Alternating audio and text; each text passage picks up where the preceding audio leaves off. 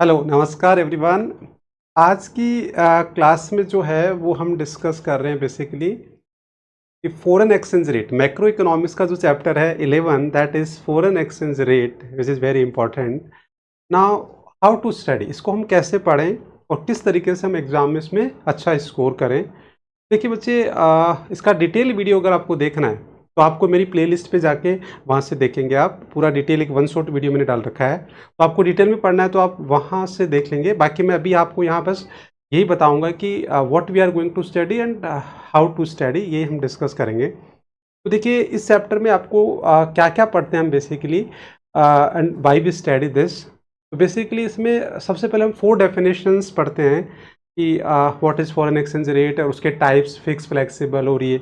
Then उसके बाद basically इसमें 3 type of foreign exchange rate होती है, फिक्स, फ्लेक्सिबल और मैनेज फ्लोटिंग। उसमें से हमारे डिटेल में जो डिटेल में है बच्चे, वो कौन-सी है?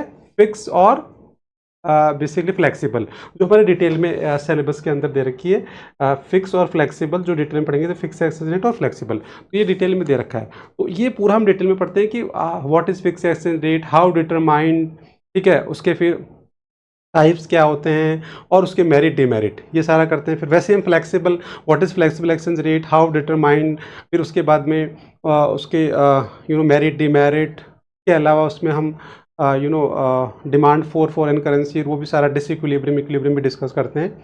उसके बाद इसमें दो में डिफरेंस बहुत इंपॉर्टेंट होता है, तो हम फिक्स और फ्लेक्सिबल में डिफरेंस भी करते हैं।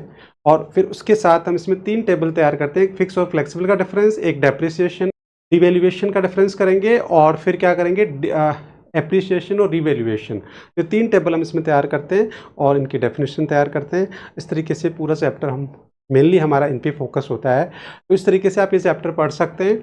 और बेसिकली ये चैप्टर हमारी क्या लर्निंग दे रहा है बेसिकली, कि इससे हमारे को पता लग रहा है कि हमारी फॉरेन एक्सचेंज रेट जो चेंज हो रही है, डिटरमाइन हो रही है, तो उसका चेंज होने से हमारी नेशनल इनकम पे, हमारे एक्सपोर्ट इंपोर्ट पे क्या फ़र्क पड़ रहा है। तो ये बहुत इंपॉर्टेंट होता है समझना। तो इस पूरे चैप्टर को समझ के आपकी एंड लर्निंग ये हो जाएगी कि what are the impacts on the foreign exchange rate, उसका उस पर क्या फ़र्क पड़ रहा है नेशनल इनकम पे, हाउ द चेंजेस, और उसका नेशनल इनकम पे, इंपोर्ट एक्सपोर्ट पे, तो वो हमारी कंट्री की जीडीपी और उस नेशनल इनकम को इफेक्ट करता है। तो इस तरीके से दिस इज़ वेरी इंपॉर्टेंट।